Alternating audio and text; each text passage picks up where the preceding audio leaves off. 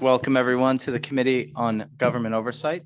I am Nate Libby. I proudly represent all of the people of Lewiston in the Maine Senate, and I serve as Senate Chair. We'll continue with introductions of committee members. I'll begin with my colleague on my left. Thank you, Mr. Chair. Good afternoon. My name is Holly Stover. I represent House District 89, including the towns of Boothbay, Boothbay Harbor, Southport, Edgecombe, Westport Island, and South Bristol. Good afternoon. My name is Amy Arata. I represent House District 65, which includes New Gloucester and a part of Poland. Good afternoon, everyone. My name is Mark Blyer, I represent District 22, which is Leamington and part of Standish, Buxton, and Limerick. Good afternoon. I'm Sowen Millet. I represent House District 71, which includes the citizens of Norway, Sweden, Waterford, and West Paris. Good afternoon. I'm Maggie O'Neill and I represent House District 15, which is in Saco. Good afternoon, everyone. I'm Jessica Fay. I represent House District 66, which is parts of the towns of Casco, Poland, and Raymond. Good afternoon. My name is Donna Bailey. I represent Senate District 31, which is Saco, Old Orchard Beach, Hollis, Leamington, and part of Buxton.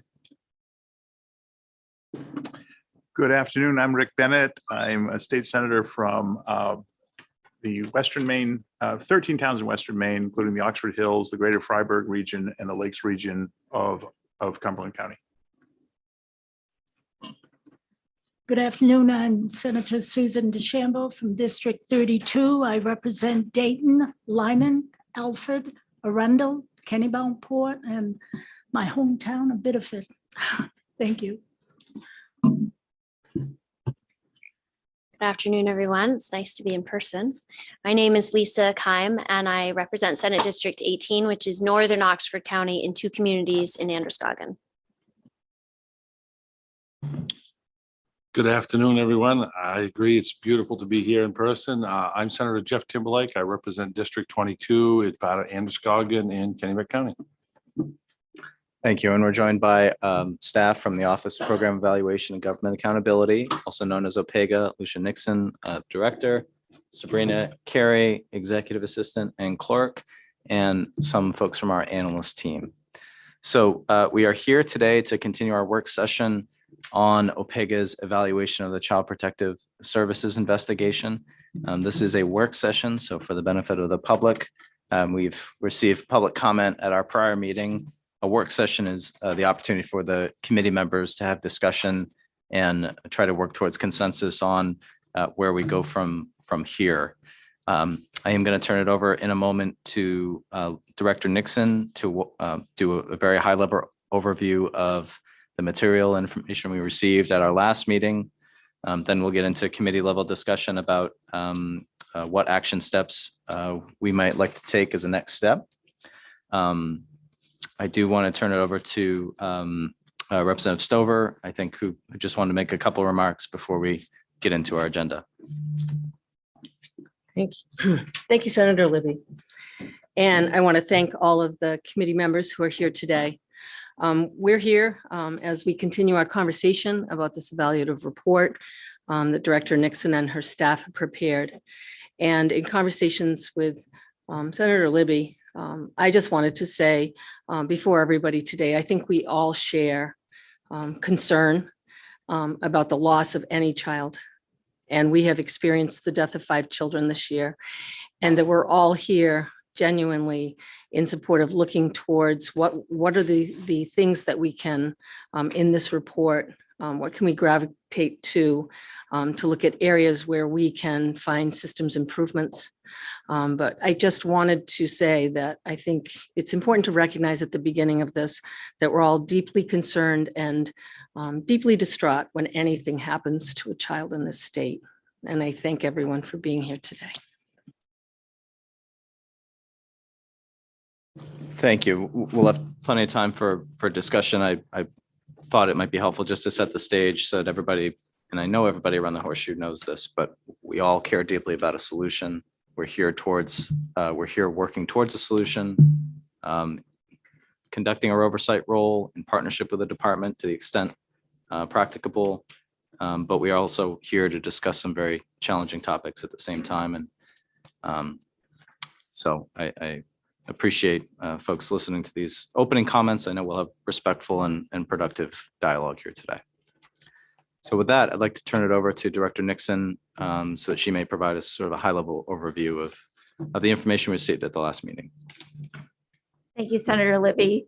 I would, at the last meeting, as this was noted, you had the public hearing, so you received public comment from a variety of perspectives. You also had an initial work session where you voted to endorse the OPEGA report in just accepting the report that it had met the standards and expectations for what we were assigned to do.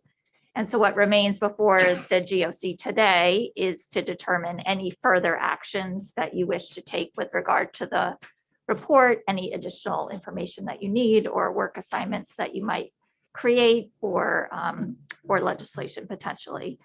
So you have a series of handouts today that I'm just going to quickly tell you what's there and then do a quick overview of the first one. But you should have a memo from me, which is 5 pages in length, that I will go over briefly. Next, you should have a letter from the Joint Standing Committee on Health and Human Services to the Department of Health and Human Services requesting certain follow-up information. And then third, you should have a memo from the Office of Child and Family Services to OPEGA, which is in response to the questions that we noted you had asked of the department at the last meeting and forwarded those to the department. And so that's a memo from OCFS to OPEGA, several pages, and attached or behind that, or maybe on top of it, Sabrina is coming around with a copy of the redesigned curriculum for the foundations training, which is one of the pieces of information that was requested. And then last but not least, I updated the chart of the pending CPS legislation and where that stood after session this morning. So things are moving fast, so it's outdated as soon as we print it, but I thought I'd do my best. So that's an overview of where you can find the various pieces. I did want to spend a few minutes talking to you about the memo that is addressed to you from me, which is entitled Work Session on OPEGA Report on Child Protective Services Investigations. As I noted earlier, your remaining work is to determine and vote on any follow-up actions the committee wishes to take based on the findings and recommendations that are in the report. And in this memo, what I've done is outline the key issues and areas for further consideration that OPEGA identified coming out of the report, what those recommendations and areas of concern are. I've noted relevant information that has been requested from OCFS by the Health and Human Services Committee to be reported to that committee in June. And there's a copy of that letter, as I noted, attached or included in your packet. And then also OPEGA staff and I have worked on some other potential options for the GOC should you seek additional information or work in the area. So on the memo, it goes through each of the 3 issues, each of the 4 areas that we identified of concern, and then 2 other issues that came up from testimony and discussion at your April 8th meeting. I'm happy to leave it at that or go through each one. Thank you, Director Nixon.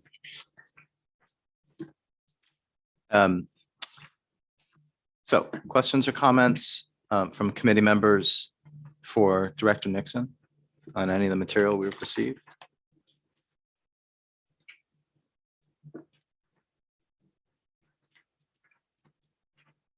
Okay.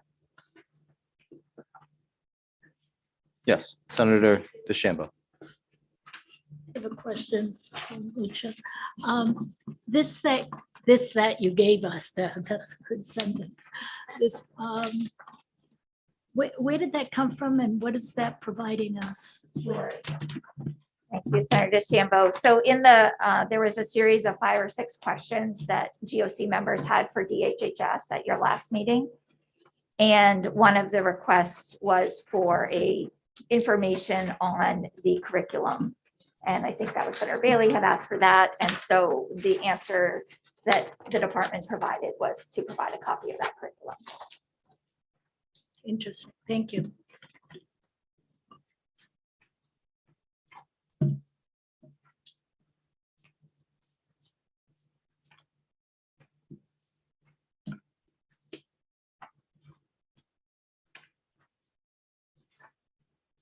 Senator Khan. Thank you. One question I have, Lucia, is at the last meeting, I think you had quickly written down the comments and suggestions that we'd had given to us during the meeting. And where do I find that in this material?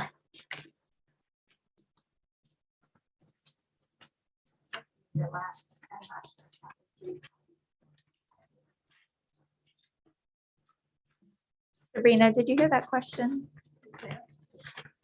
Senator Keim is asking for a copy of the handout from the last meeting. Do we have any of that with us? It's a table. Lucia. Yes, I know what it looks like. I just don't know if it was, and I have it, but I don't know if it was copied for you. I'm sorry. It's this thing.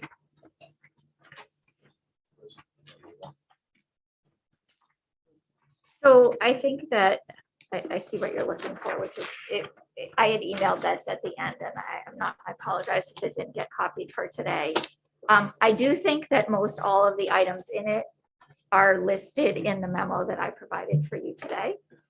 But I can do a quick crosswalk while we're waiting to see if we could get some additional copies, just to see that they are all covered. I do believe, quickly looking at them, that almost nearly all, if not all of them, are provided in this memo that's dated today. And that's why We are getting copies made. It'll be just a couple of minutes for this table.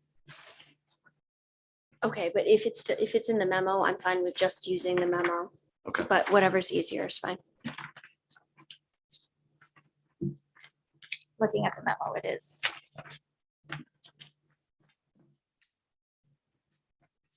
There.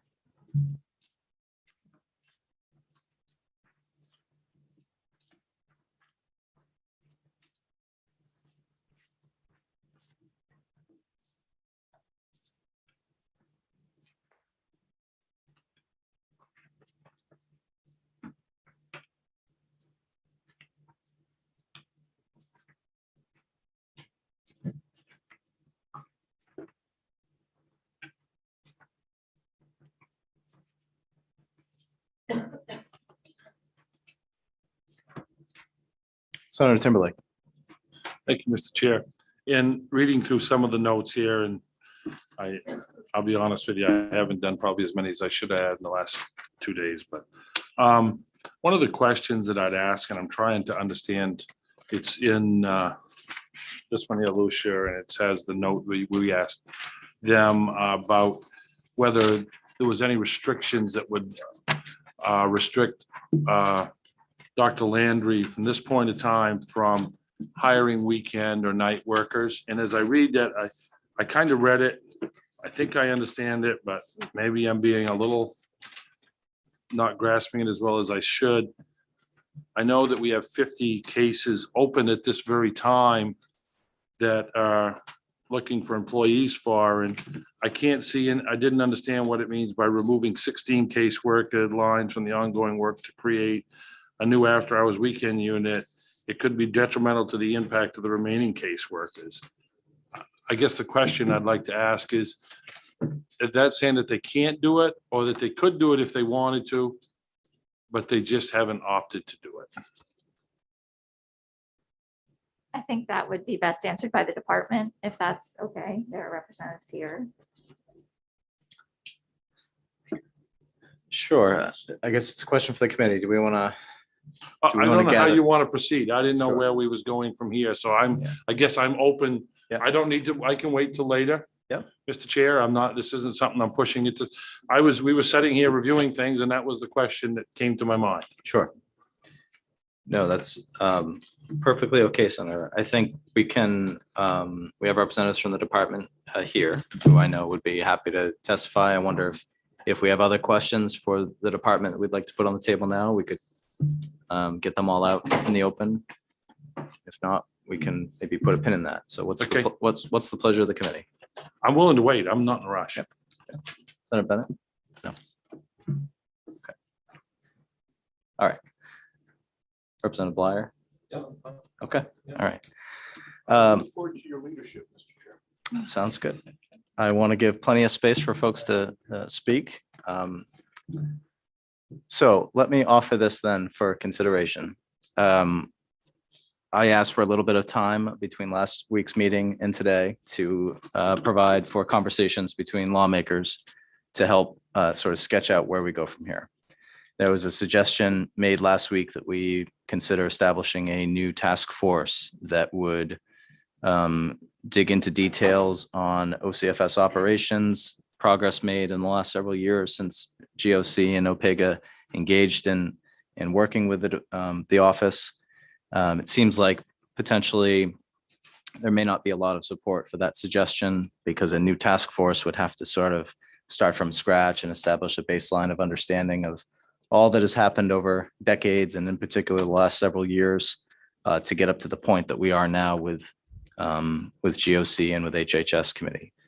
So in lieu of that, it seems like there may be interest in having this committee meet on a more aggressive schedule through the summer and fall with a fairly focused charge. And that is putting forth what I would call a work plan, which includes a number of questions that this committee would like the department to answer on a regular basis with up-to-date information. We may generate more questions as the series goes on. I think the findings of the OPEGA report are numerous and would require, I think, more of our attention to dig into details. And so to be responsive to what I heard last week, that the legislature should not adjourn having merely having passed a series of bills amending how OCFS does their work, rather than calling it a day, that our oversight charge continue through the summer and fall with OCFS, and that we, through that regular sort of back and forth with the department, that we might, as policymakers, get a better handle and a better understanding of things, help support the department as they undergo these tasks them with, continue to surface the challenges and deficiencies that are being identified by us, by our constituents, by stakeholders in the community. And so in that fashion, doing things a little bit differently than how we've been doing them at our level in the past, meeting through the summer and fall, and having that dialogue with the department. I'll put that out on the floor as an option for us to consider, and I'd love to hear what members have to say about that. Senator Timberlake. Thank you, Mr. Chair, and I couldn't agree more with you. Are you thinking of meeting once a month, twice a month?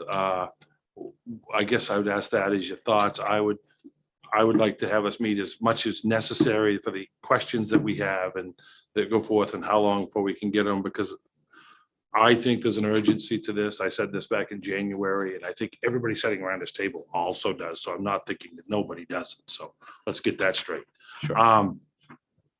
But I do think that it's important that we'll be out of session and we'll be able to basically give our undivided time to such things as Child Protective Services. And I wait to see what your guidance would be there. Sure.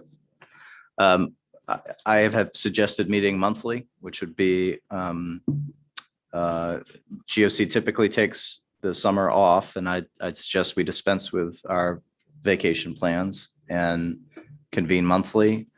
And as needed, if conditions require us to meet more frequently, we can certainly consider that. That would be my suggestion. Well, I would thank you if you'd keep that open, and I know you will, because we've had communication, and I really appreciate it. So thank you. Sure. Senator DeChambeau. Thank you. I will begin with, I may not have been on camera, but I was listening to you, all of you, last week. That public hearing generated a lot of emotion and feelings, and the questions and statements made, I could sense it. In a way, it was a good thing I wasn't on there. I could listen to you, all of you. So a couple of things that was quite emotional. We had one testimony that really, I believe this person felt she was exposing something. And as you know, I've been a state employee, so I know how government works, and I wish I had been able to ask her questions. So a couple of things I wanted to know, if we would be planning another public hearing at some point. And I think someone had floated the idea of having subcommittees. There's so much information, and frankly, I begin reading a 30-page report and put it down after page 14. So I don't know if, I think, I'm not sure where we all land on this. I'm particularly interested in casework, case management. And I don't know if someone else is interested in another subject. So I know I missed a couple of meetings until before I was appointed, so I don't know what the plan was. So those are the two things, if we're gonna, at some point this summer, open another public hearing, because it's gonna be in the media more. And, we'll be discussing more, so the public will have something to say. Or if we're gonna have subcommittees also. Great question, Senator. I think on the matter of another public hearing, we will have one when we receive the third phase of the Opega project, which, by the way, I think is something we all should consider in these discussions today. What, if any, adjustments or amendments we want to make to that project, because I think the staff have begun preliminary work on phase 3, but we can sort of shape that data collection work and set the scope. That may be something we discuss today and in the next meeting, and maybe take a vote on it at our next meeting together. As far as subcommittees, I hadn't considered that, but that potentially could be part of the framework for how we do this analysis work.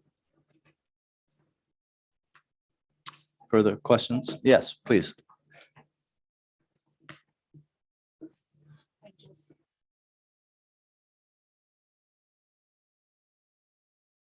I think there was a mention, in a way it was great seeing that you all were somewhat, and I wish I could find another word than emotional, and you were out there.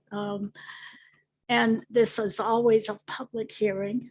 And sometimes we're more open with each other if we're not in a public hearing.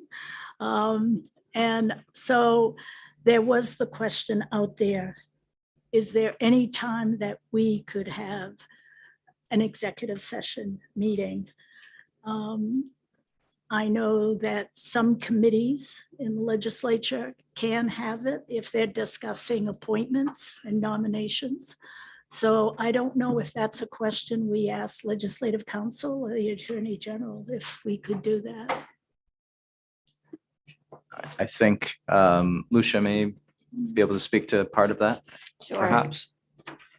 In terms of executive session, there are provisions in the statute as to what can be discussed in an executive session.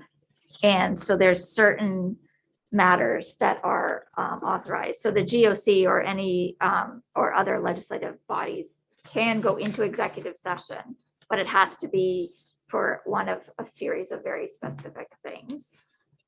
Some of them are not at all relevant to your work, but one is that you can go into executive session between a body or agency and its attorney concerning the legal rights and duties of the body or agency. So for instance, if the GOC wanted to get advice from the Attorney General's office in executive session, that could happen in executive session. And another is discussions of information contained in records made or maintained or received by a body when access to those records is prohibited by law access. But the question then becomes, as Senator Bailey and I were discussing earlier, is what are the parameters around access to confidential information? And that's a much larger question that implicates a lot of different statutes of the DHHS confidentiality provisions, OPEGA and GOC laws, freedom of access. So that's a complex question, which I think if you want to pursue that further would involve the AG's office, whether in executive session or not. I think guidance would need to be seen, but there are, I guess the short answer is there's a very specific list of what you can do, like their employment matters, labor contract matters. And so I think you need to see what it was you wanted to discuss and whether that could fall into one of the specific criteria. They don't make it easy. No, but I would presume it'd be like a council or something. If you went into executive session, you would state what it is. And it would have to be Yeah. these provisions in the statute. I'd like to explore that further. Certainly. Thank you, Senator. Further questions or comments? Senator Bennett. Thank you, Mr. Chairman.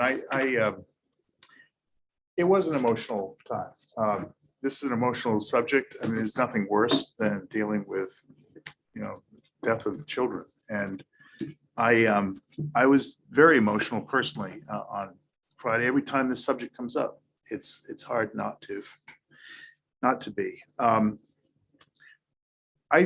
In terms of our process, I think form follows function. And I love the fact that we have a special status as a committee where we can, we're bipartisan, bicameral, we can do things in whatever way fits the task at hand.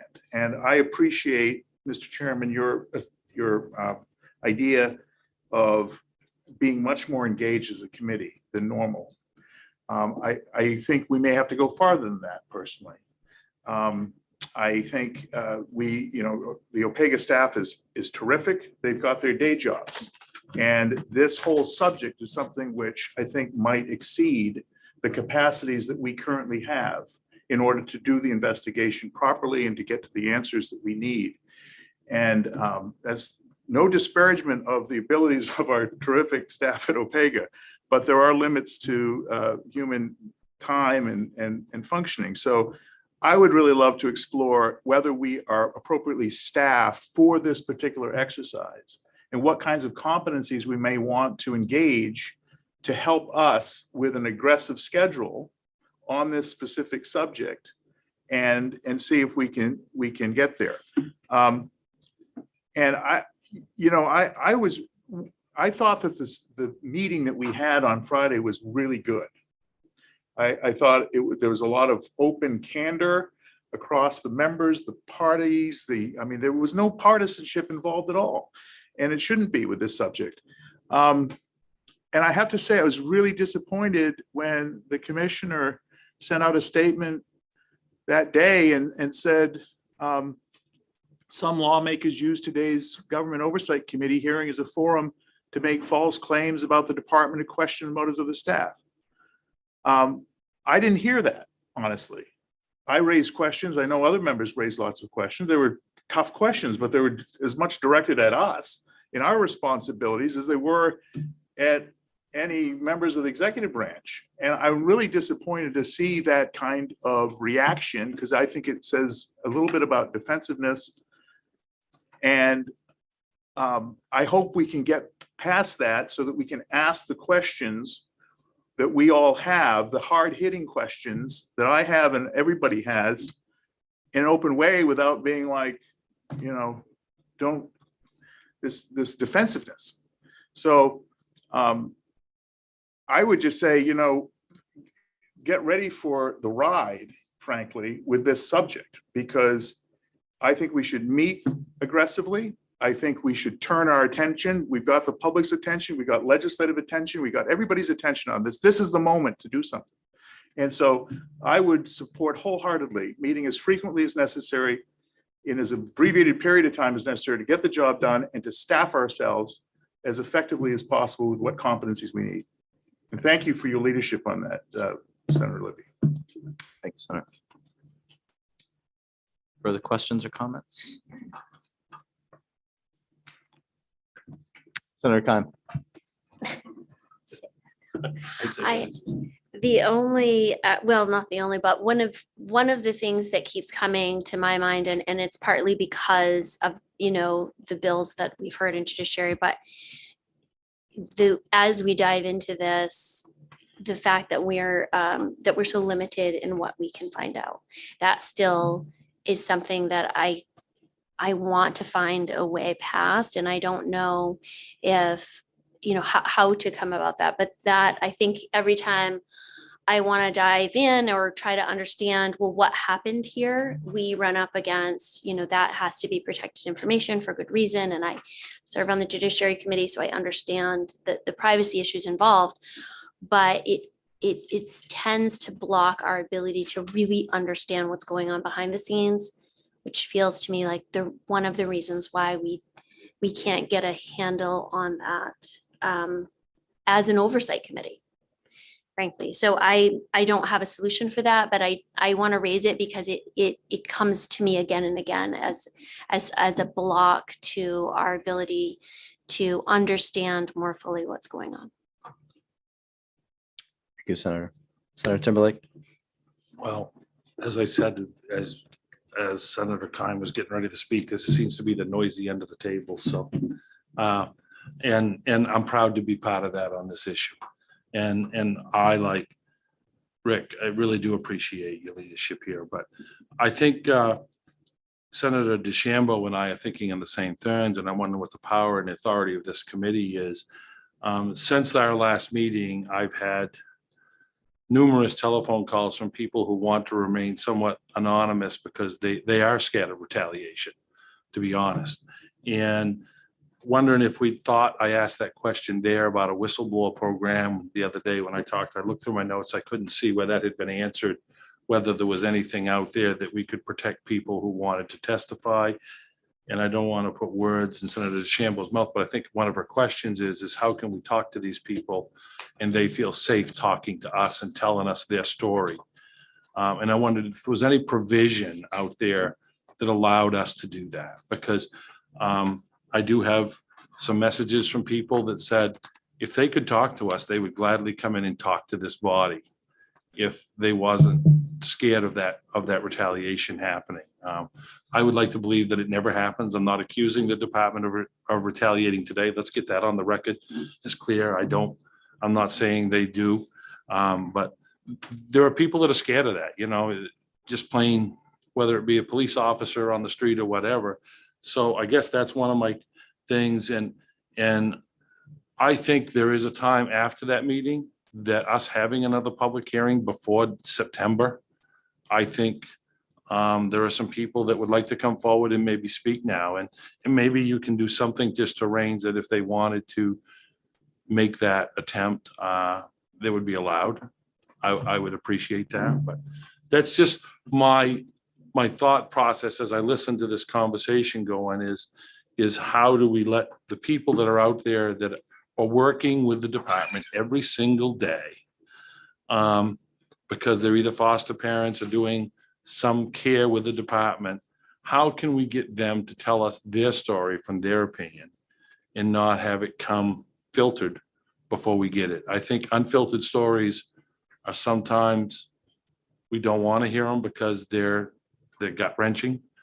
But I think it's important at this point in time that we have that. I still say to this day, this is a crisis. I followed up on a 15-day-old baby now that's still not in a place where I'm very happy about today. But we need to get to this. And I just think I really thank you for letting us be here and have this conversation. I'll shut up. Lucia was, I think, going to address whistleblower if you wanted. Yeah. The parameters. I was just going to give a quick chime in about the question about people providing information confidentially and anonymously. And that is part and parcel of what OPEGA has done and can do, that there are protections in statute for individuals to come and share information with OPEGA confidentially. And also at times legislators have received information and provided it to us, saying that the person wants to remain anonymous and protected, and we can take that, the office can take in that information and hold it confidential. Now, that is not the same as it all going to a public entity such as the Government Oversight Committee, but there is a mechanism and protections in statute for individuals to provide that type of information, protect in a protected manner to the OPEGA staff. So With that note, can we make sure that we get something out that we could put out to people that contact us of how they would go about that process to do that? I think it's very important. It's intimidating to try to figure that out. And, you know, I could share it with whoever contacted me. Here is the contact. This is how you do it if you want to remain anonymous. Yeah. I think I saw Lucia nodding in the affirmative. Yeah, we can clarify that for you. And also I will say that it's also does have, if someone, for OPEGA to use the information, again, it would be protected, but it would need to relate to something OPEGA was working on. So, you know, if it's something off, we would note that we have the information, but it has to be pertinent to something that the GOC has asked us to do for us to incorporate that. But we can make that clear to you how to provide that information. And can I just ask how, let's say that I gave you some information and it was about Child Protective Services. How do we get that after you process it? How do we receive that information? Well, you would not see the information directly or with any identifying information. So if the question, it would be used in our process as part of the study, but it would not be, because of the nature of which it came into us and is treated as confidential and anonymous, we could not then publicly provide it. Senator Bennett. Just to follow up on that, I think what I was following Senator Timberlake's train of thought and I liked it, which is that there is at some point, I don't know whether it's the chairs being able to review that information directly and then decide if something you think is relevant to for us to hear directly, that we could have some mechanism from listening to that individual directly, have them maybe testify anonymously even. Maybe some people know their identity and but it doesn't have to be public. I don't know what those lines are, but I think that if that's what Senator Timberlake was driving at, that's where I'd like to get to. Senator Timberlake. And I think Senator Bennett, but I just think if it goes to OPEGA and it never gets to us, we don't ever get the story. And, you know, Miss Blair, when she testified last week, was very factual in her comments, very straightforward, and I think it was impactful to all of us. And I think there's a whole bunch of people out there that got a similar story to tell, and there may not be. There may not be another soul out there. I don't know that. Well, I do know that because I've had some call me, but I ask, is there a way that we can allow them to tell their story? That whether they tell it to you and then you transcribe it in some form anonymously, that we get to hear what their concerns were with the department. I think the important thing we hear what their concerns are and what they tell us, whether it's information they receive, whether it's not getting information back to whatever it is they got for a problem. How do we know what they told you? And it doesn't do any good for them to tell you something if it never gets to this body, because this body is the one at the end of the day who's going to make a recommendation to do something or not do something. And it's something we call very important, at least in my mind. Just to follow up on that, I think I didn't mean to imply that OPEGA wouldn't convey information. It's just the manner in which if someone comes and says, I'm providing this information anonymously and with the understanding that it will not be shared in such and such a way, then we are bound to honor that. If they say that I just want this information shared as long as my name and identity aren't associated with it, then we could do it. So does that make sense? So it has to be with permission of the person that you know, So as I just understand it, if they say that they don't mind you sharing with them, they just want to keep their name anonymous, then you can share it with us. if we had agreement with them that you can share this information as Yes. long as my name identity isn't associated Okay. with it. That's all I need to know. Thank And you. that anything though that goes to the GOC is a public document, is public record, so that would just be. Senator Bailey. Thank you, Mr. Chair. So Lucia, is that the similar process when you receive confidential information, going back to Senator Kimes' comment, and I had sent you an email about this in terms of, how do we kind of break through that firewall and get the confidential information? And again, it seems like OPEGA can get some confidential information, but we can't. So could you help Yeah. explain that a little bit? Sure, and I would just say off the bat that these questions about confidentiality and release of information are very complex and legal questions that involve many different parts of the law, the Freedom of Access Act, the GOC and OPEGA statutes, the department statutes, some of the statutes about legislative bodies, joint standing committees, investigative committees. And if that's something that you want more answers on, it was just going to take some time to get the right people in the room. And it may involve more, different people from the AG's office, legal counsel to the department, different people that would need to be brought together to thoughtfully And that answer was that. going to be my follow-up. I mean, Yeah. I think where we're going with both of these issues that are different but related is we probably are going to need some advice from the Attorney General's office. I would agree with that wholeheartedly. And I think the distinction that I was making is about that there are provisions in the OPEGA statute about OPEGA receiving anonymous information or information from someone that asked for their identity to be protected, which is a little bit different than what could the GOC get that is held confidential by the department. So, which is not in the statutes. OPEGA can get that, but yeah, so it's a tricky issue that needs more thought. Just to follow up, but Yes. but can you help explain that both for me, but the rest of the committee and the Sure. public in terms of why is it that you, OPEGA, can get confidential information, but us sitting here on the committee can't necessarily get that same information? I wasn't here when they set up the statute, but my expectation would be that they set up the statute to ensure that to answer the questions that the legislature might have of and want answered, that the people they charged with doing the work and the research would have access to that information and could use those detailed records, even if they were confidential, to evaluate how something is done, how people are, working through things. And throughout OPEGA's history, in every review we do, we handle information that is confidential when we bring, and we use that to make findings and recommendations and identify issues. But we can do that without sharing or just divulging confidential personal information.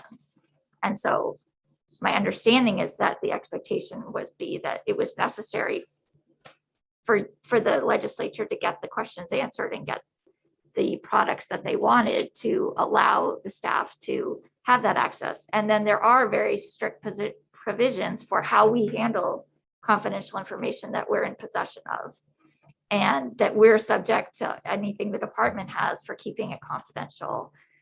This goes both for working with any state agency and particularly with Maine Revenue Services.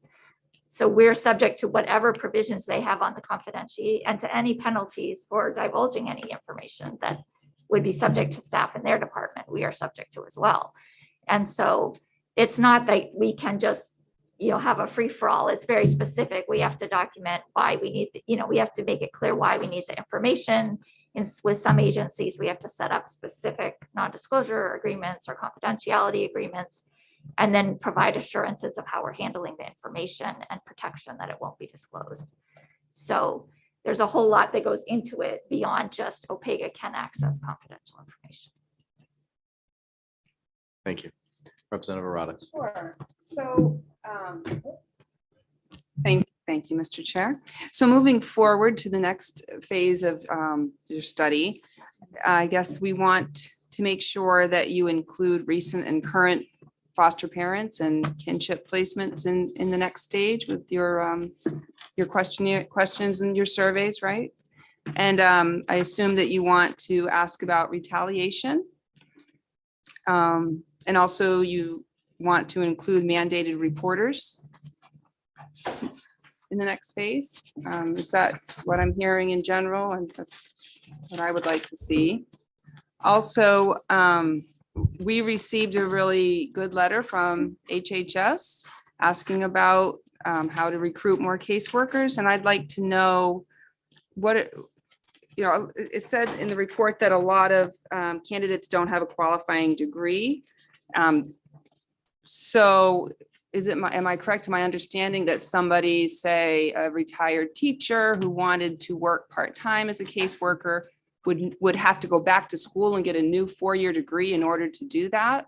Or could that person simply take the foundations course or get some other training and thereby alleviate this workforce shortage we have? So I kind of wanted to look into that a little more, the requirements for can I become a caseworker? Am I qualified? I have a master's degree, but it's not in social work.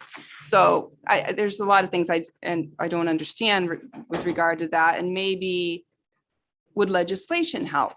Do we need to change the law to allow us to get more caseworkers? Maybe not managers necessarily, but frontline caseworkers or assistants.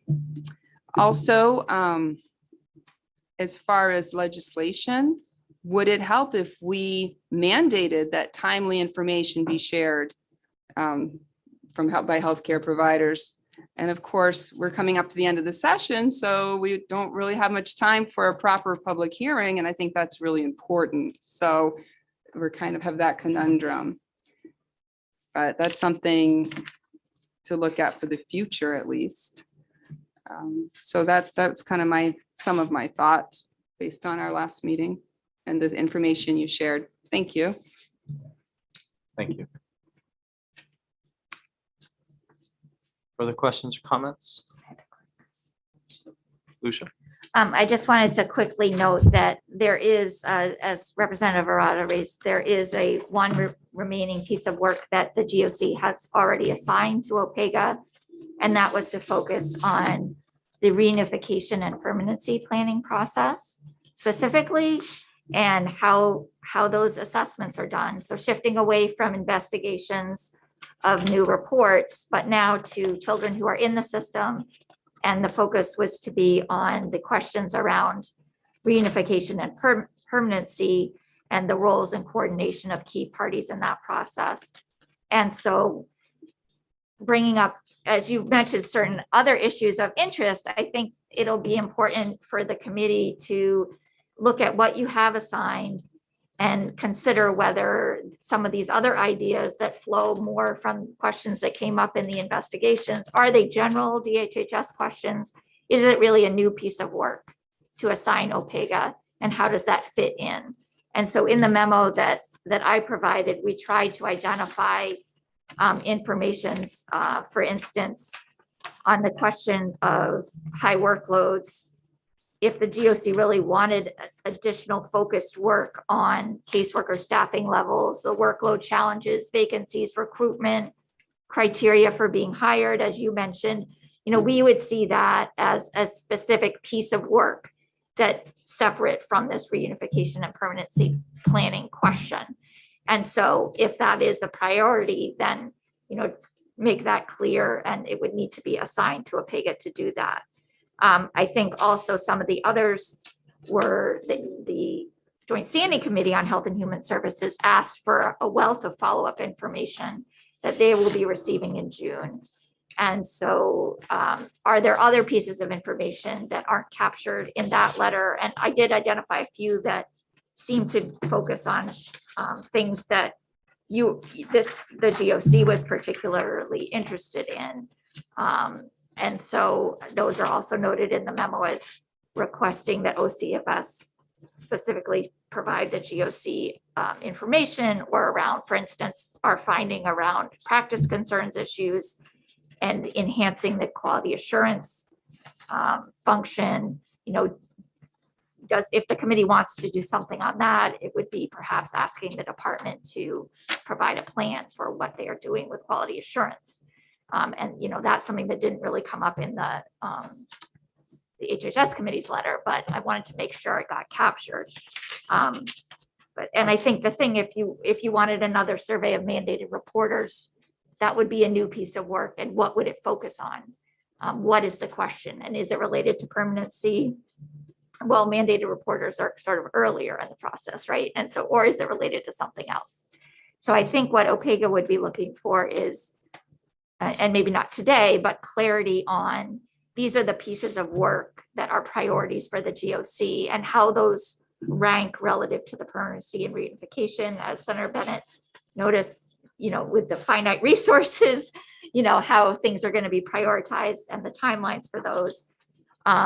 And so I think we tried to outline in this memo, potential work that the GOC could ask of OPEGA and also potential information that the GOC could ask of from the department to keep things moving.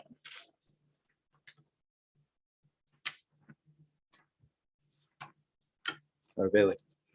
So a question, Mr. Chair. So is it your intention to kind of come up with a work plan going forward? If the answer is yes, I think we probably should go through this document and discuss the different items.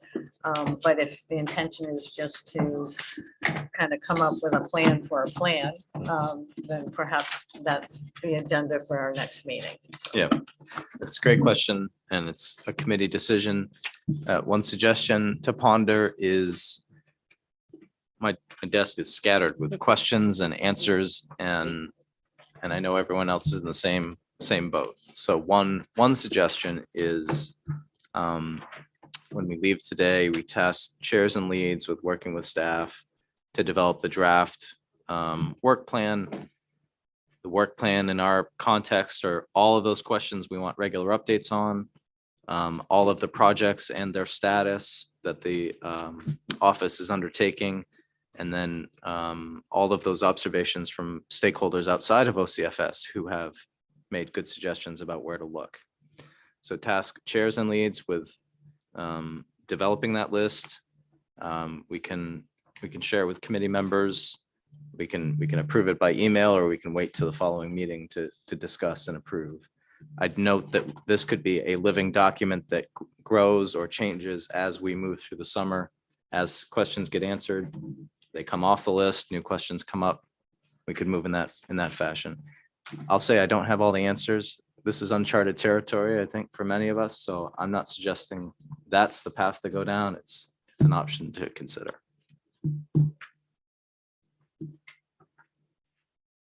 Representative Arata. Thank you, Mr. Chair.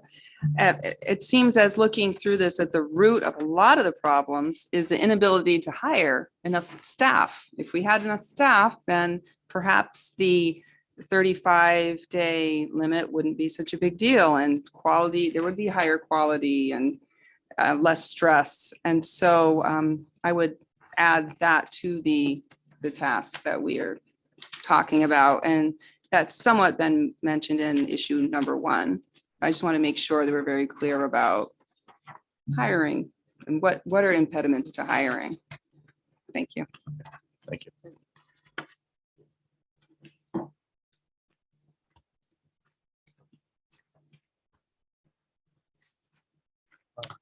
Senator Bennett. One area that we've all talked about, it's alluded to sort of tangentially in this document, is communications. And the last item, I think, kind of touches on it, but it's about confidentiality and transparency. That's a factor or a characteristic of some communications, but it doesn't get at the question of how does communication actually flow? I mean, who knows what who's informed about things, who's involved in decision-making, what kind of information resources they have. When is the community involved in those decisions? If somebody reports a case, we all heard this, and it goes into the box, does it ever come back out? Because community support is really key. And my sense is that we've heard from a lot of people that communication is not there. And maybe there's reasons, I'm sure there are reasons for it. What other reasons? Are they legal? Are they cultural? Are they, organizational? But I personally think in my little towns in Western Maine, that there are, when the Child Health Office in Norway reports something of concern, or the hospital, the school district, those people are dealing with that situation in real time. They have, they're usually in touch with the family. They can be part of the solution. I'm not sure they're engaged as well as they can be. So I put that kind of under that umbrella of communication. I really think it would be nice to get a little bit more insight into the way that communication is done and why and how. Thanks. Thank you, Senator Bennett. I agree. I don't know if I've articulated that as a point I care about yet, but I'd like this conversation over time to evolve from where it is now, which is we are dealing with an agency that is challenged to meet its public charge. There are a variety of factors that go into that.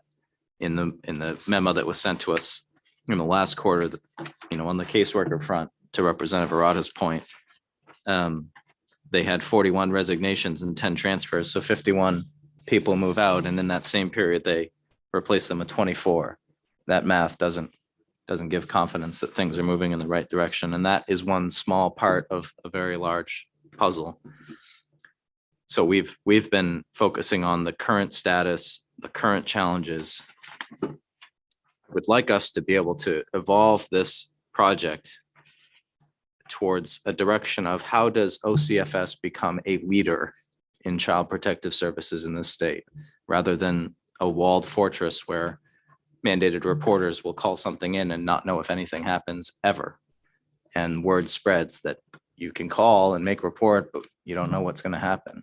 How can we get from that place to a place where OCFS is recognized as a leader in resource deployment and training and collaboration, getting the health system and the educational system and law enforcement working as a unified force to help protect children wherever they are, whenever they are. I would like us to figure out how to help get OCFS to that place, because I think they can get there. And I think that's what we need. We all recognize when we're hearing from so many interest groups, so many stakeholders expressing very similar patterns of concern, that OCFS has these internal challenges and these significant external challenges as well. I'm not sure how we get there, but I'm stating that I think that should be one of the goals that we're working towards in this process. Senator DeChambeau, followed by Senator Timberlake. And I was distracted a couple of times for myself because I go somewhere else, but I think we as a committee, in the short time I've been here, we've talked about the Blueberry Commission. We've talked about indigent legal services, and tax benefits for media production. Those are very black and white in numbers, and we tap ourselves on the back saying, hey, we uncovered this, or it's fine. And now we're sitting here talking about, what everybody reads in the paper, the death of children. And I still don't know how many of those were all DHS custody kids or not. I probably don't want to go that deep. But I think we need to move forward. Other than that, we're just going to concentrate on death when we're really concentrating on the Office of Children and Family Services. And a couple of times I've heard all of us say the children, and I know about public safety, and we want the children safe. But I can't imagine working with a child and just focusing on that and not for us to also talk about the services that the family needs. If you're trying to keep the family together, I haven't heard that in discussion. I haven't heard it from DHS. So it's just it's a little piece of the pie, the big pie. And I think if we can look at that as a whole, we can move beyond, hate to say that, but the children that died. I mean, they're our leaders. It was because of their death and the situation that we're here today. But I think we've got to, if we want to look at the big umbrella called DHS and Office of Family Services, Children and Family Services, let's wrap ourselves around that and see what's going on. And a lot of it does have to do with, give us some facts, or else as a worker, tell me how damn difficult it is. There's a lot of tap dancing. There's a lot of judgment calls, no matter what you have for a degree. And it's, you can't put it on a piece of paper to say, if I do this, this, and this, I've taken care of the family. You do the best you can. And I'm always focusing on the manager. If you're a team, you're just as strong as the manager is involved in that. So I don't think I guess what we're doing is opening up DHS.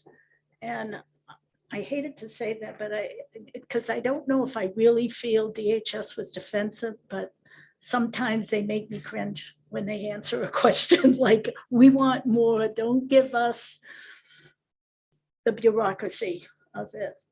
Tell me what's in your heart and your soul, what motivates you to come to work every day, what frustrates you, and what would you like to see changed? And we can change it. So don't tell me everything is fine and we're going to commission a new study. I think we've heard that from Senator Diamond, and he's the bulldog in this. But I think I have said enough, but that's where I'm at. Let's embrace it all. Let's be honest with each other. And if that requires some confidential information or a subcommittee, let's all be of one mind somehow. And it's keeping kids safe and families whole. And some kids should not return to a family. At what point is that decision made? And what does that lead you?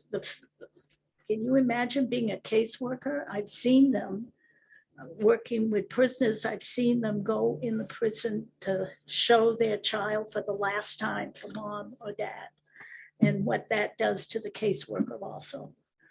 So, and we're in a troubled time. When I was working, we didn't have opioid crisis. We didn't have alcoholism to the point, and we didn't have COVID. We didn't have people who didn't have enough money to buy the kids food or clothes that much. And we're in a turbulent time. And there's this little kid in the middle of that. So, is that enough? Thank you. Thank you, Senator. Senator Timberlake, followed by Representative O'Neill, followed by Representative Miller. I had this little buddy whisper in my ear some words of wisdom, and I thought they were worth sharing. The clues and the evidence to the dysfunction in the OCFS is held by those who deal with them every day. And I think that's true. The families, the foster parents. So I think before we jump off the rails and blame, I think one of the things we want to keep in here is deal with the people that are dealing with DHS every day. Let's hear what they see as a problem, because I learned a long time ago in my own operations that when you listen to your employees, maybe because I've been telling somebody that this is how they should mow this field or spray this orchard or do whatever it is we're going to do, and they come back and they say, there is a better way to do this, Jeff. And I say, no, we're going to do it this way. And if I'd stopped and listened, I would have been ahead, because they did have a better way. And so I think I think that's something that I'd like to add to this in that thing is making sure that we take the clues and the evidence of the people that are working with them every day. And the other thing that over the weekend that I'd spent some time and looking up is the state of Minnesota Foster and Adaptive Families has started a new program out there because they have a similar problem to what we have. We're not alone in this problem. So, you know, and that one creates a 1-800 hotline, something like the game for the warden service, you know, 1-800-GAME. You can call in. Well, they have a 1-800 number that you can call in. And if you're having a problem with DHHS, they can, and somebody investigates it and looks to see if it's a real problem or not a problem. And I think it's, I would ask that you take a look at what Minnesota Foster and Adopted Families is doing. And if we could get some information back to the whole committee on that to take a look at as maybe just another tool in the toolbox, as they say, to work with. So those are the two comments that I have at this point in time. Thank you. Representative O'Neill.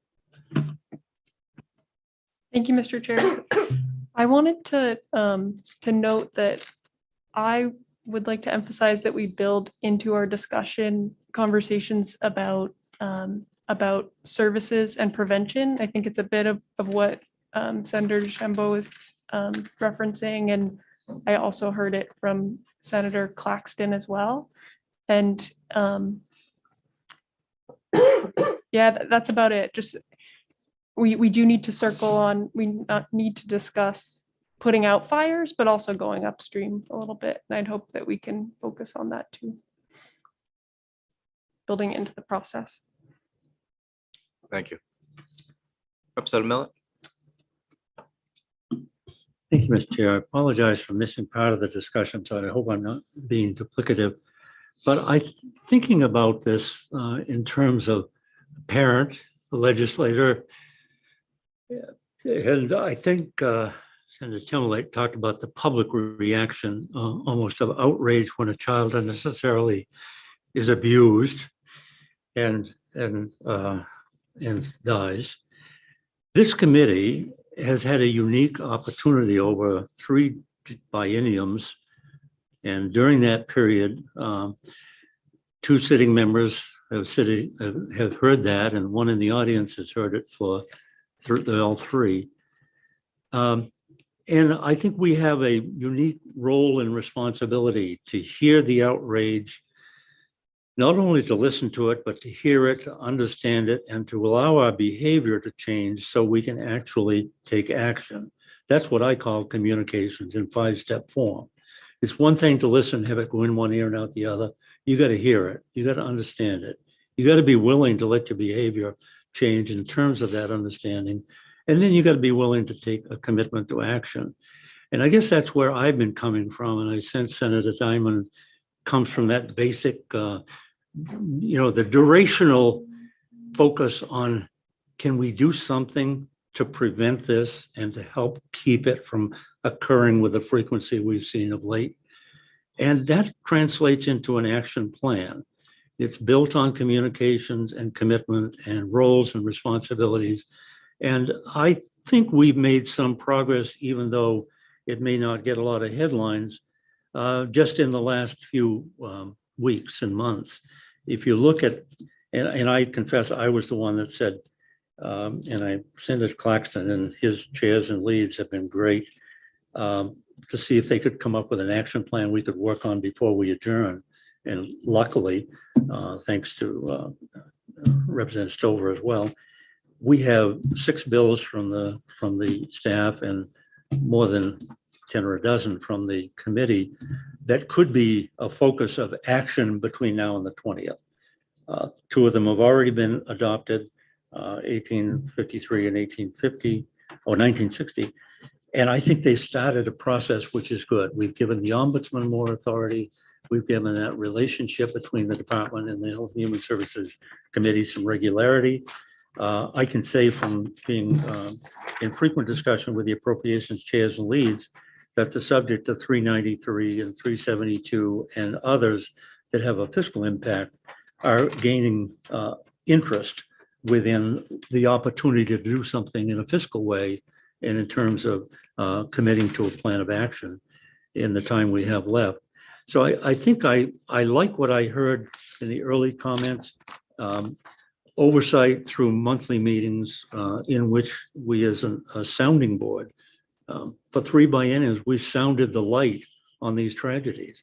And you go back to, I think it was around 2002 or 3 when we first heard the tragedy, but we've heard it with increasing frequency of late. So we shine the light, but we ought to have the follow through and the action plan that agrees to, that is a commitment to do anything and everything within our power to take corrective action, to be focused on prevention and safety of those children who are in harm's way. And I think the monitoring role that you suggested, Senator Libby, that we meet monthly, that we get progress reports, and we have the opportunity for follow-up hearings. Staff can coordinate that.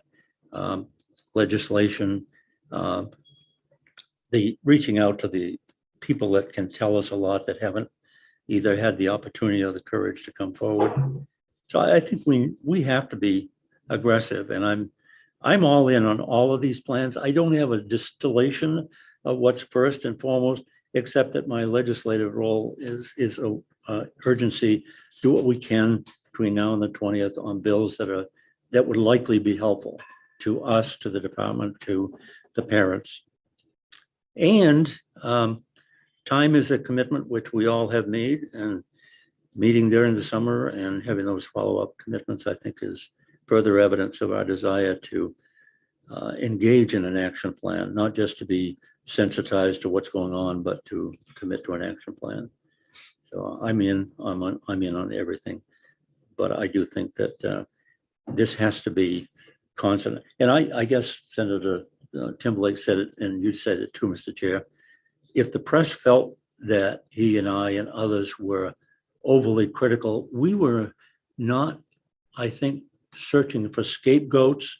We were seeking solutions. I say that in the plural because Senator Claxton very clearly and articulately said in his onion peeling issue, there isn't one solution to this. This is a series of action steps that will play out over time and that need commitment at every step. That's my thoughts. Apologize for rambling. Thank you, Representative.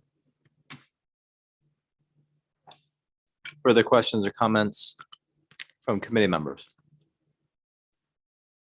Senator Khan.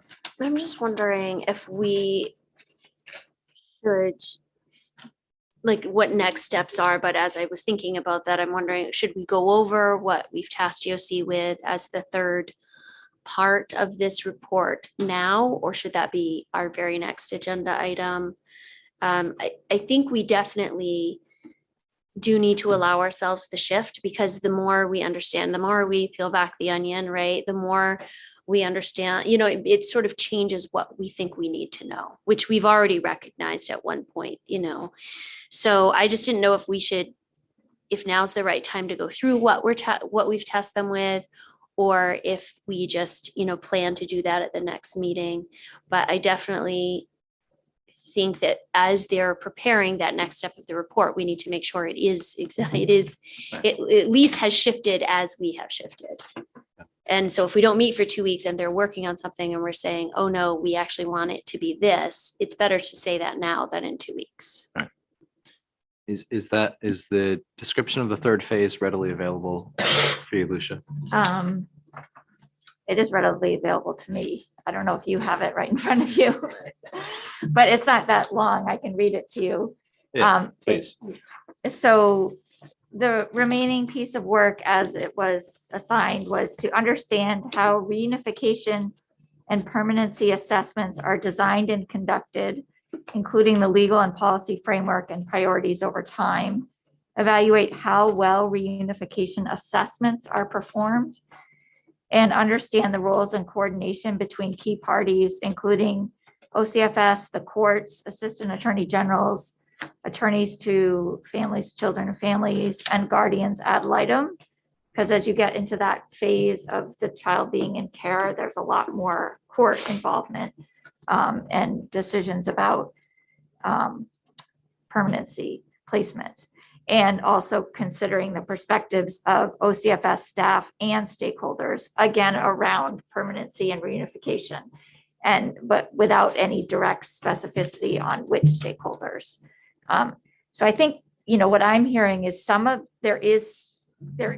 hearing some ongoing interest in that question, but also some significant interest in work that has, or issues that have emerged from the investigations project and the report that OPEGA delivered that may not be so focused on the reunification and permanency question, but are more related to services for families, prevention, OCFS staffing challenges and barriers, things like that, that would not be as directly tied to that. And so I think whether it's today or as Senator Libby suggested with chairs and leads or as a whole at the next meeting is maybe having a menu and prioritizing and really deciding what needs to come next, what your top priorities are, and what resources are necessary to do that. Thank you. So I would suggest that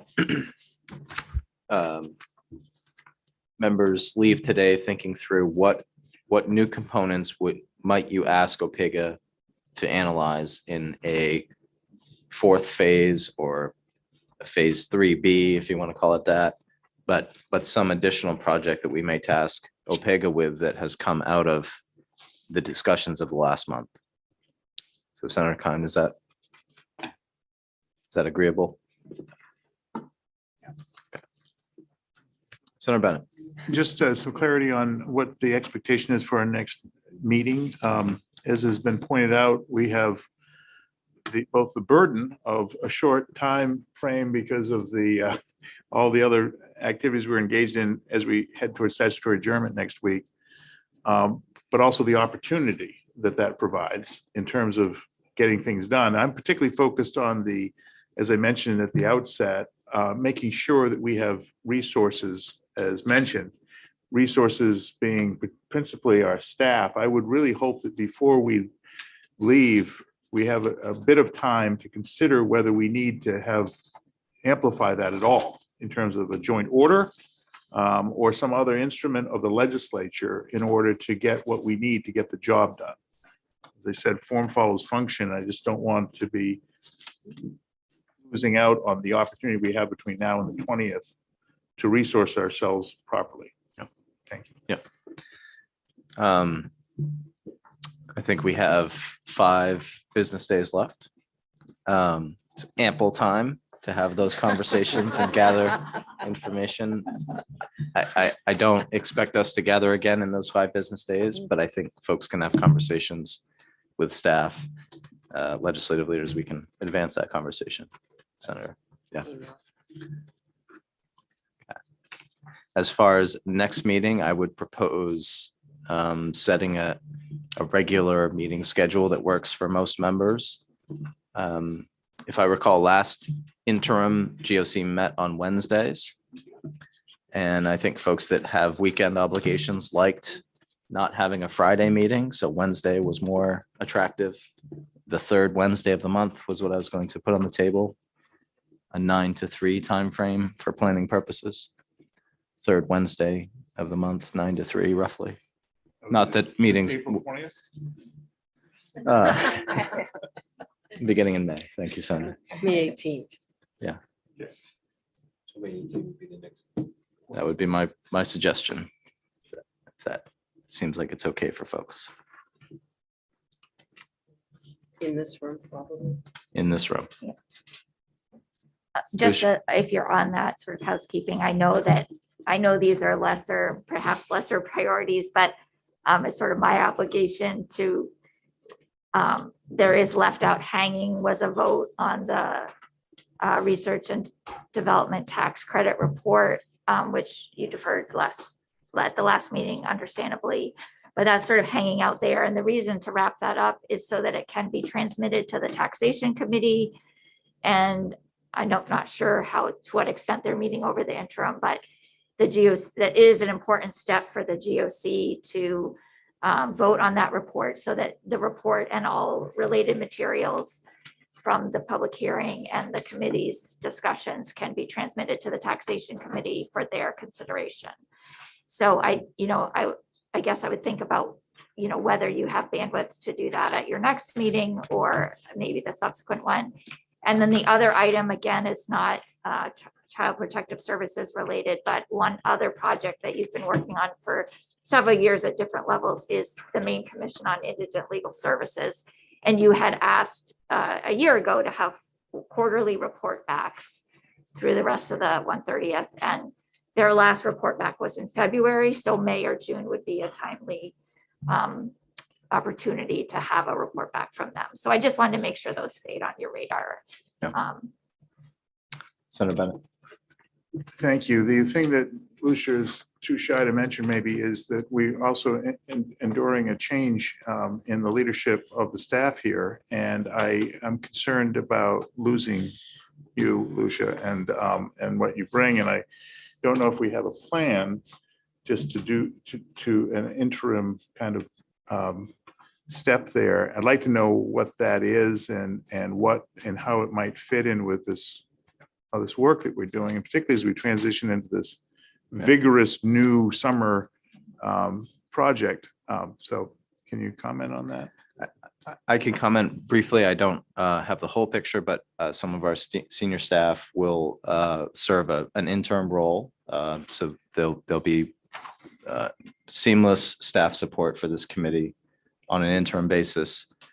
Senator Timberlake and members of leadership are on the hiring committee, of which chairs and leads will be involved in the interview process for the permanent replacement. And that process is underway. So we will have interim coverage that will be seamless from a committee member perspective, and hiring process is underway. Yeah. I just, not to beat the horse here, but I do think that this question about dedicated staff resource for this project is heightened given those tensions and transitional questions too. So I'd encourage you strongly to pursue that. Thank you.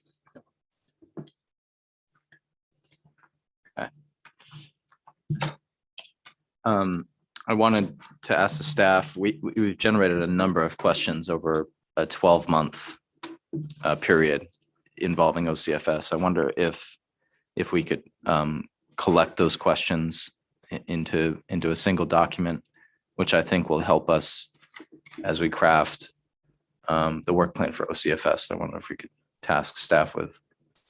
Can I just clarify? Yes. Is it that the GOC has asked questions of the department has answered, but all those answers and questions are in a bunch of different places and you'd like them pulled together? That's correct. And then maybe, I think every question that you've asked at meetings, we have transmitted to them and they have provided some follow-up. And then there were things that we noted in the memo that you might want to consider at your next meeting, whether you want additional follow-up on. And then there's the questions that the HHS committee answered that they're going to get questions in June. But sure, we could go back and put it in one place for you. Great. Thank you. Are we nearing a conclusion?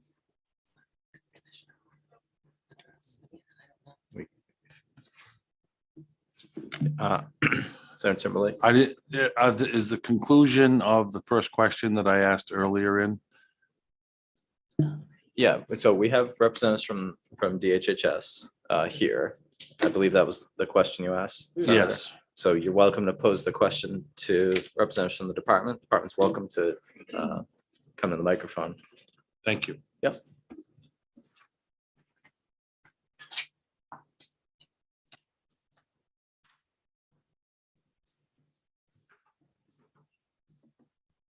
Senator Timberlake.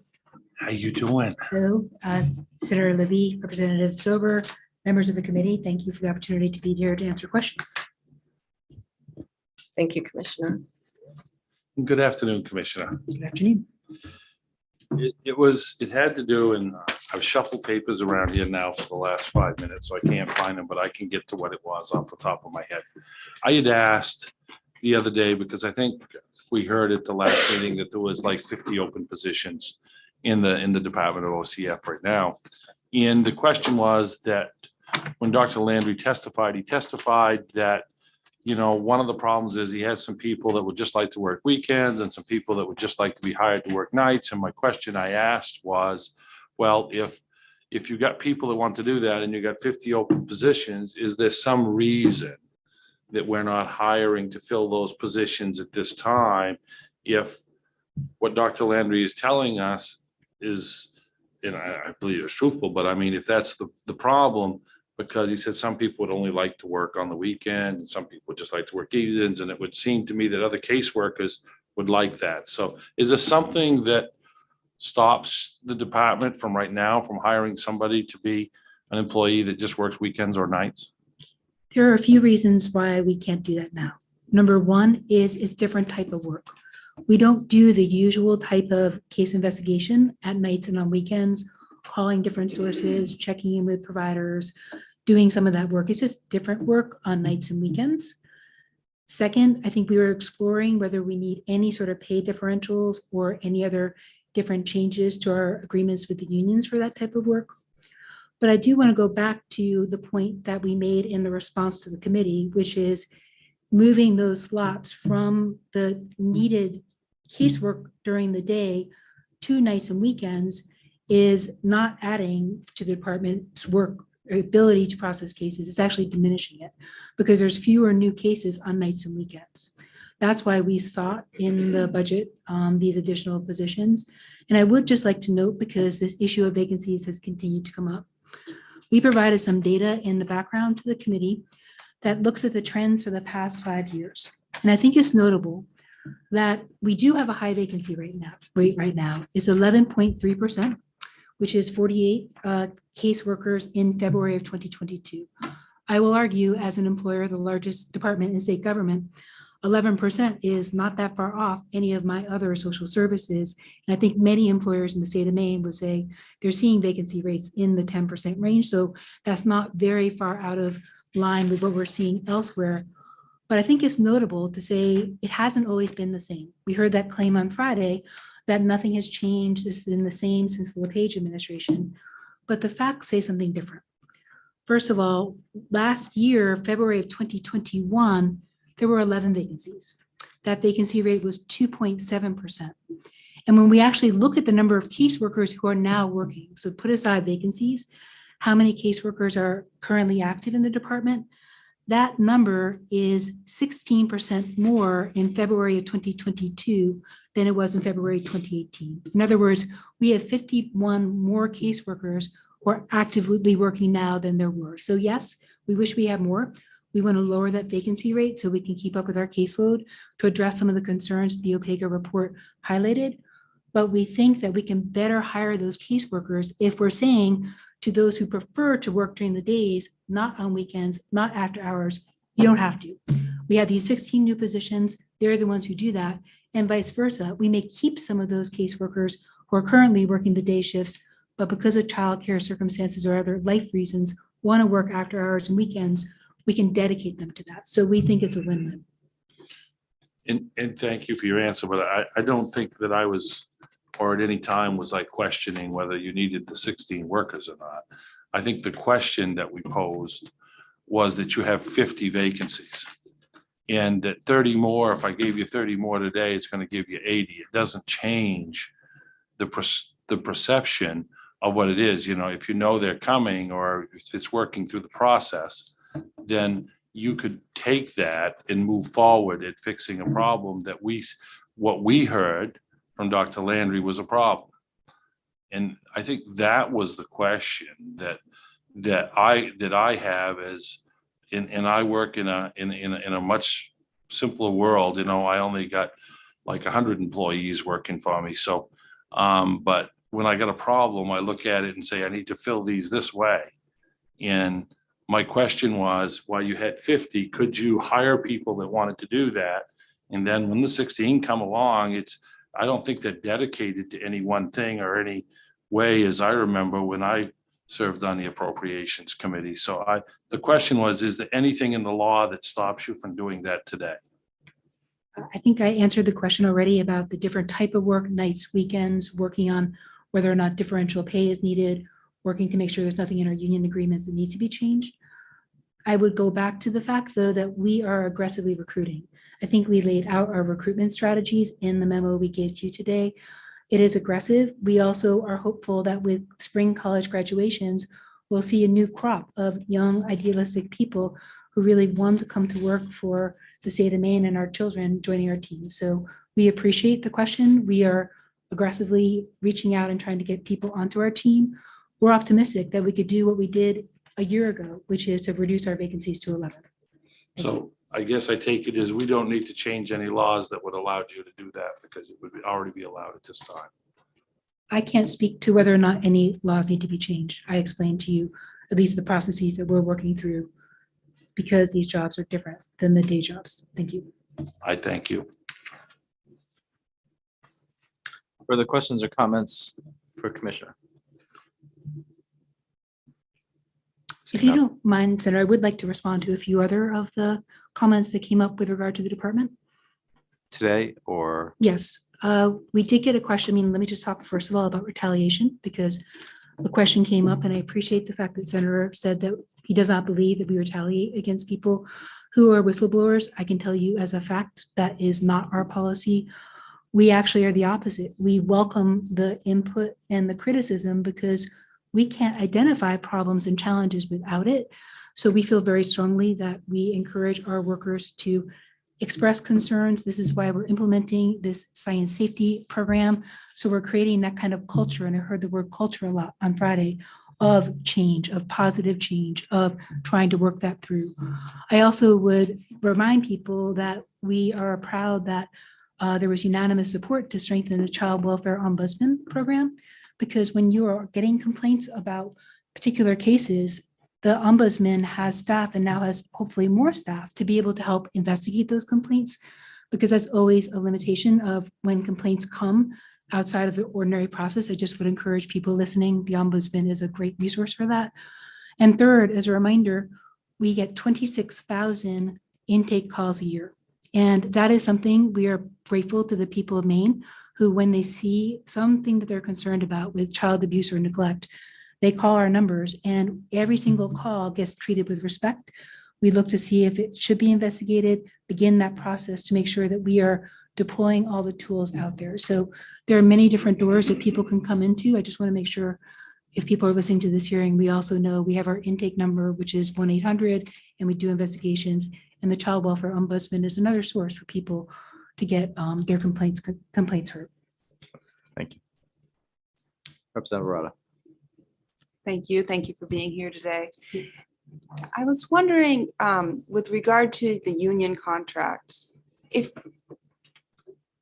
this might be kind of a touchy subject, but if you became aware of a pattern of poor behavior by one of the employees of the department with regard to retaliation or something like that, how hard is it to remove that person from a position in light of their membership in the union?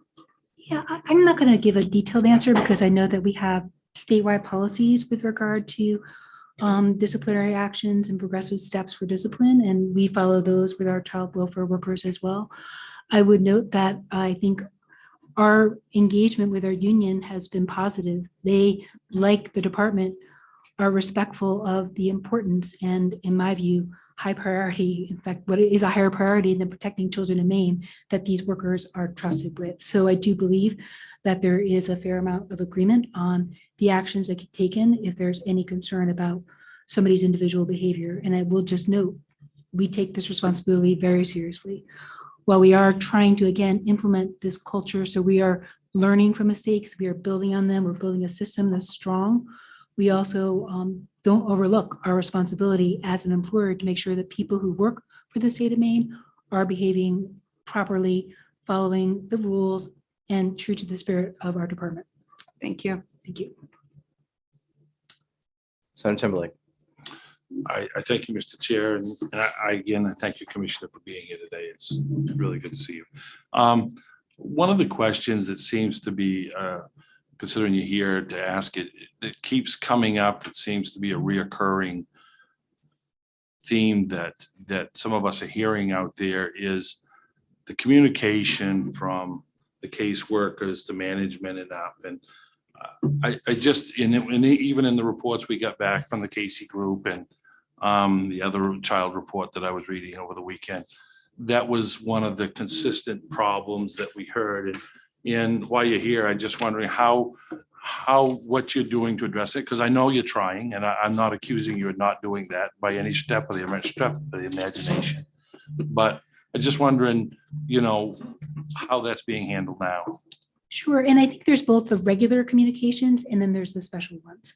So we have made a major effort to set up regular times and places to engage with the different groups. That includes, for example, every other month, we hold a resource parent advisory committee meeting. So there's an open forum for those foster families to be heard. We have regular meetings with the different advisory boards. I know some of you are involved in some of our advisory boards. We have 3 or 4 of them. Those are regular meetings. They have many different representatives for different groups. We also engage a lot with our our judicial system, because so much, and you'll hear about this in your next report, of our engagement is with the courts. How do we navigate those systems? So we want to make sure that kind of open line of communication happens as well. But within the department, we certainly took a lot of time in 2019 when we were developing the plan for child welfare to listen to our caseworkers. It was meetings, it was surveys, supervisors as well. We had just very engaged activity to develop the plan, which was approved as well as influenced by those people. We update that annually. We continue to do that. And I would say, last year, in the wake of these deaths that were tragic, and I just need to say that every death of a child is heartbreaking and a tragedy to their communities and their families. We immediately told the public, we immediately engaged national experts to come to Maine to help us see what went wrong, what we could fix in the short term. But we also immediately started doing listening sessions with our own workers in small groups, in bigger groups. I personally attended all the district offices, town hall meetings to talk to them about what was going on, to make sure that we had that open line of communication. And I can say, I get emails, I get communications from our first rung of our employees all the way up to leadership all the time, and we welcome that. And I just need to say that we welcome criticism. This is not about us shying away from criticism. What we do want to make sure, though, is we can't come up with solutions that will work unless they're based on facts. And that is something I just want to make sure that we say. We don't shy away from the criticism, but we do want to make sure that when you're all deliberating about what to do next, we give you the sound information about what we know and what we're doing. Thank you. Senator Bennett, followed by Representative Bleier. Thank you, Commissioner. I appreciate you being here today. The information was really helpful regarding this memo here from, I guess, is dated today. And I've been reviewing it, and on the question of attrition, one thing, maybe it's in here, I couldn't see a direct number. Do you follow like what the average period of time that somebody who's a caseworker actually works in that position? And if they average the median, that sort of thing? I think the answer is yes. I don't know it off the top of my head.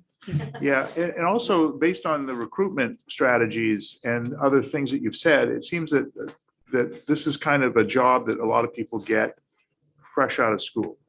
And I wondered if there was, I don't know, it seems like a really tough job, actually. I mean, right? And it's like very difficult. The decisions that you're participating in are just wrenching and fundamental to family life in Maine. And I would think that it would be a really tough job for somebody fresh out of school. I mean, I learned a lot when I became a parent. My whole worldview changed. And I think that just, and it, you recognize things differently. You see behaviors of children differently. You recognize family functionality and dysfunctionality. But the calls that people are making here in this job, it requires them to, on fragmentary information, make a recommendation that can uproot a family for generations. And I just wonder, is there a way of getting more experienced people into these positions that might have children of their own? I mean, how many, do you follow that at all as to, you know, the mix of people that are working as caseworkers? Because wouldn't expect everybody would have children, but so that they're working in teams in such a fashion that they can lean on each other in those kinds of ways. It's kind of an open-ended question. I apologize for it, but I think you get where I'm driving at. I do. And let me just begin by saying, and we have some tenured and extraordinary individuals who are child welfare protective services workers who've been at the department for years. And they are just, people who love the work. And it is challenging work. I'm not going to dismiss that at all. Again, I look around our department and we have lots of tough jobs, but the child welfare frontline caseworkers are very difficult. But I'll flip it around. They get the gratification because you're focused here today on the worst possible outcome, right? The outcome of a child who may have had an open case with the department who may have died. That's the worst possible outcome. But there are thousands of positive outcomes that you don't see and that you're not focused on. The ability for a caseworker to work with a family, to figure out what the problem was, to figure out what the service needs were, to connect them with the right community resources or mental health resources and keep that family together. Those are the type of gratification that keeps people in the field. I will go back to who do we hire? And I appreciate the question as well about credentials earlier. We do have fairly high standards for our caseworkers for exactly the reasons we're being discussed here. It is a challenging job, but not one based just on judgment. There's training involved. We have decision tools involved. We have supervisor involvement. We have a very structured process for when safety decisions get made at different time points. We've improved those sort of check-ins at the beginning of open cases, towards the end, to make sure we're double checking everything. There is a science to it. And what we've been trying to do, especially with the new curriculum that you've been hearing about in the past few hearings, is improve that. How do we do a better job when they walk onto the job, having more of those skills? Clearly, experience helps. I think Director Landry talked last week about we try to graduate up the caseload for those new workers. So with supervision and with more time, they can be learning on the job. But again, we take this role very seriously, which is why we have the trainings. We have now a field institute, and we also have retrainings over time. And thank you. One final question on when people leave, do you do exit interviews? Who conducts them, and what do you do with that information? The answer is yes, and I would have to get back to you on more details on that. Thank you. Okay, thank you. Thank you. Representative Bleier. Thank you, Mr. Chair. Thank you, Commissioner, for being here today. So I got appointed to this committee a little bit late into the game, although I've been here for several months. And it's very clear that you're very knowledgeable of your department. My question is that, I've been here for several months, and this is the first time that you sat before this committee. And I'm wondering why we're dissecting the DHHS department, why your presence here is not more readily available. I am positive I've never been asked and declined. But I would also say to you that, I'm very pleased that the chairs and leads from the HHS committee are present here today. HHS committee is our authorizing committee. It is a committee with which we have spent hundreds of hours in public hearings and work sessions. Much of the information that we're presenting today and in previous sessions, we presented to them previously as well. We welcome being here today. We will come back as needed. But I think as a reminder, a lot of the nuts and bolts of work of child welfare is the engagement of HHS committee. We've been working with them. And again, going back to trying to make sure the facts are straight. I know that there's been a concern that nothing has happened, that we oppose change. But there have been over 20 laws signed by this governor on child welfare in the past 3 years. We have put out a budget this year that would invest $8 million in child welfare. And that plus other investments in the previous years is a record high. So we are doing a considerable amount of work. We're happy to be here and explain that work. But I would respectfully say you're doing this work jointly with HHS committee might enhance that crossover knowledge, because we do have many of these discussions with the HHS committee as well. Thank you. All set. Further questions or comments?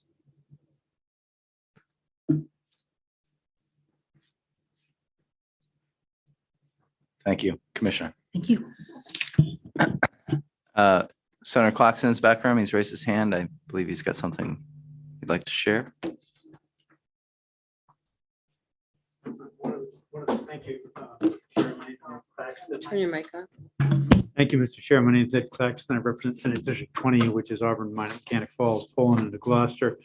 One of the homework assignments I got from the last meeting that didn't come from Senator Millet was to give you some follow-up on communication. And that had been something that you had identified both inter-departments and intra, as well as with community resources. And to that end, I spoke with the Assistant Attorney General over an extended phone call and learned that there is an active group working to define where the edges are of how much we can share and how we can best share it with all sorts of community providers. So I was very encouraged by that conversation. I was able to identify a couple of the resources that might be tapped in that work. And so I think education will be rounded up soon and invited to that because they're mandated reporters. So I felt very encouraged by that, but I also understood that as happening out of the public view. So I invited the Assistant AG to join us at the June meeting that we've been approved for to provide an update on that work. And she specifically referenced that they were going to get into the details of the confidentiality issue and whether new statute was needed. So that is clearly on their agenda. They recognize that there's work that could be done that could help make our kids safer. And they really want to pursue that. So I'm reporting on my homework and appreciate the opportunity. Thank you, Senator Claxton, for completing your assignment. Senator Bennett. Thank you, Senator Claxton. I'm always impressed. I wish you were still practicing medicine so I could come visit you if you'd have me. No comment. I want on that question. I was delighted, as you heard at the last meeting, about learning about this task force working. Do I take from your comment that you'll have a report in June that this group should be complete its work between now and then, or what? When do we get the answer to communication? A couple of responses. I don't think there is the answer. I think this is a work in progress in terms of gaining some greater clarity about how much we can share. And is there a standardized form that could be used to facilitate the exchange of information between the schools and the police and care providers in the community, the home-based care people, the clinic folks, what are the boundaries? Because what they found out, for instance, was that hospitals, they don't think alike. And they all have very different expectations of what the edge or different understandings of what it's okay for their staff to share. Well, that just confounds things because there's only 29 hospitals. So right there, if we could get to a standard form or a standard agreement amongst the hospitals about sharing that information, that might be a piece of it. So I think I think you're going to nibble at the edges and gradually the unresolved issues will get smaller. So I invited her to give us an update in June. We've been approved, the HHS has been approved for 3 more meetings between now and the end of the interim or the end of the session. And I invited her to one which, listening to your conversation today, might well fall on June 15th, which is the 3rd. And maybe we could do that together. And the other part of the follow-up would be all those questions we gave to OCFS that we'd like data on. Does that answer your question, sir? Yes, thank you so much.